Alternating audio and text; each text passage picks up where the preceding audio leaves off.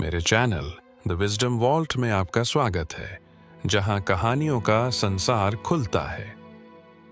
शुक्राने की शक्ति, धन्यवाद का जादू। बहुत समय पहले हिमालय की घाटी में एक छोटा सा गांव हुआ करता था। इस गांव का नाम था सुकृतपुर, जहां लोग मेहनत और ईमानदारी से अपनी जिंदगी जीते थे। गांव में एक बुजुर्ग व्यक्ति रहते थे जिन्हें सब बाबा ऋषिदेव कहते थे। बाबा ऋषिदेव अपनी सरलता और गहरी समझ के लिए मशहूर थे। लेकिन सुकृतपुर के लोग एक बड़ी कमी के शिकार थे। वे कभी भी अपने जीवन की अच्छी चीजों के लिए धन्यवाद नहीं कहते थे। वे हमेशा शिकायत करते रहते थे। फसल खराब हो गई, बारिश ज्यादा हो गई या व्यापार में नुकसान हो गया। उनके दिलों में कृतज्ञता का अभाव था और इसी वजह से उनके जीवन में खुशी कम होती जा रही थी। या एक दिन गांव में कुछ अजीब हुआ।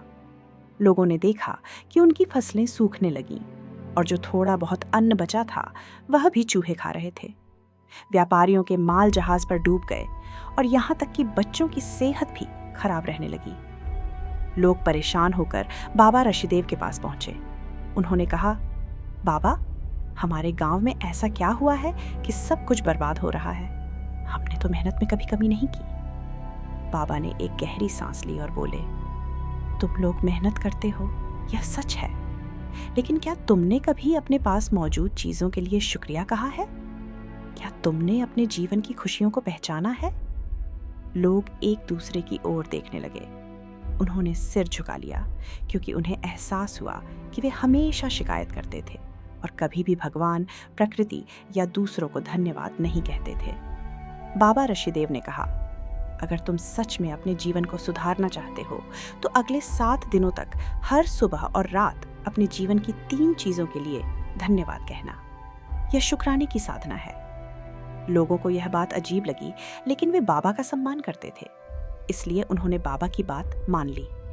पहला दिन, अनिच्छा के साथ शुरुआत। पहले दिन लोग अपने अपने घरों में बैठ गए।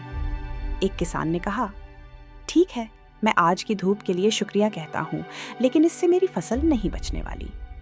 दूसरे ने कहा, मैं अपने बच्चों के लिए शुक्रिया कहता हूँ, लेकिन उनकी तबीयत ठीक नहीं है। शुरुआत में लोगों को धन्यवाद कहना मजबूरी जैसा लग रहा था। तीसरा दिन, परिवर्तन की शुरुआत। तीसरे दिन कुछ अजीब हुआ। एक किसान ने महसूस किया कि उसने पहली बार अपने बच्चों की मुस्कान पर ध्यान दिया था। एक व्यापारी ने महसूस किया कि उसने अपनी पत्नी के बनाए खाने के स्वाद को सराहा था। धीरे धीरे लोग अपने आसपास की छोटी छोटी चीजों को महत्व देने लगे। 7वां दिन, शुक्राने का जादू। 7वें दिन गांव वालों ने महसूस किया कि उनकी जिंदगी में कुछ बदल गया है। वे पहले से ज्यादा खुश और संतुष्ट महसूस कर रहे थे। फसलें भी फिर से लहलहाने लगीं, व्यापारियों का नुकसान कम हो गया और बच्चों की तबीयत भी सुधर गई। लोग बाबा ऋषिदेव के पास गए और कहा, बाबा, यह कैसे हुआ? हमने तो बस शुक्रिया कहा, क्या यह जादू है? बाबा मुस्कुराए और बोले, यह जादू नहीं, बल्कि तुम्हारे दिल की सच्ची भावना है। जब तुम शुक्रिया कहते हो तो तुम अपनी समस्याओं पर नहीं, बल्कि अपनी खुशियों पर ध्यान देते हो। यही सकारात्मक सोच तुम्हारी जिंदगी को बदल देती है। गांव वालों का जीवन बदल गया। उस दिन से सुकृतपुर के लोग हर दिन शुक्रिया कहने लगे। उन्होंने महसूस किया कि जीवन की सच्ची खुशी कृतज्ञता में है, न कि सिर्फ धन और संपत्ति में। शिक्षा।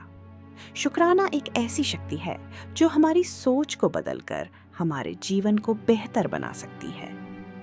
हमें हर छोटी बड़ी चीज के लिए कृतज्ञ होना चाहिए, क्योंकि यही सच्चा सुख है।